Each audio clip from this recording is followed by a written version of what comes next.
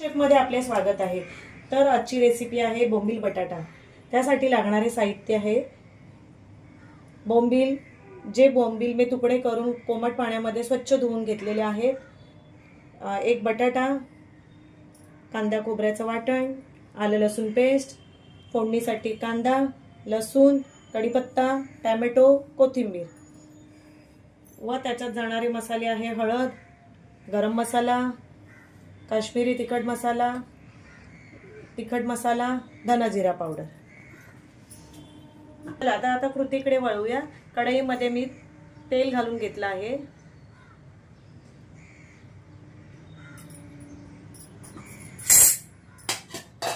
तेल गरम झाल्यानंतर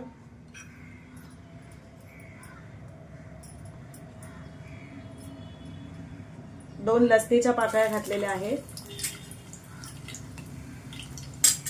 कढीपत्त्याची पाने,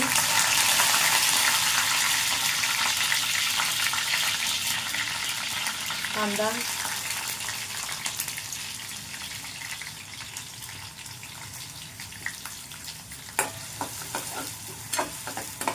कढीपत्त्याची पाने व लसूण घातल्यानंतर कांदा गुलाबी रंगावर होईपर्यंत परतून घ्यावा। गुलाबी रंगावर झाल्यानंतर त्यात एक टोमॅटो घातला,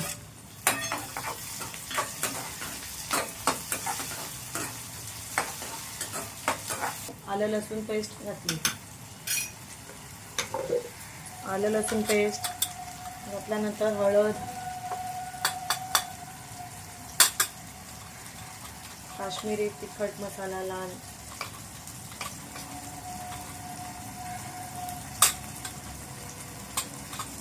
आगरी मसाला, धना जिरा पावडर व गरम मसाला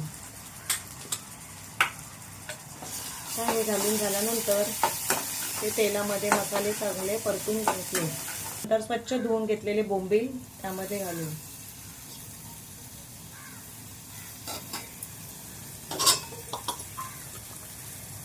व एक बटाटा,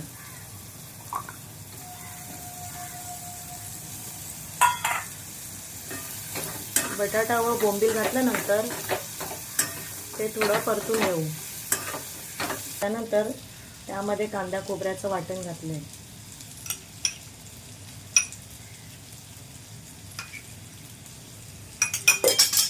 त्यावर ताट ठेवून वाफेवर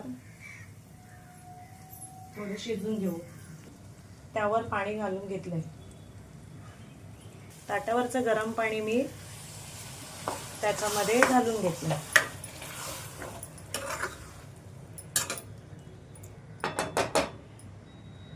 चवीनुसार मीठ घालून घ्यावं। चवीनुसार मीठ घालून घेतलं। हाताबरोबर नंतर त्यामध्ये 4 ते 5 कोकम घातलेली आहे।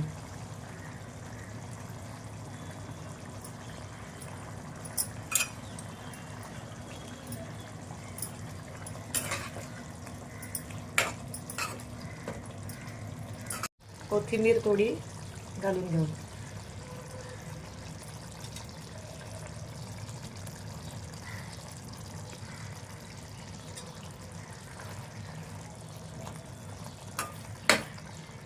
झालेला आहे आपला बोंबील बटाटा। प्रकारे आपला तयार आहे बोंबील बटाटा। या खायला तुम्ही।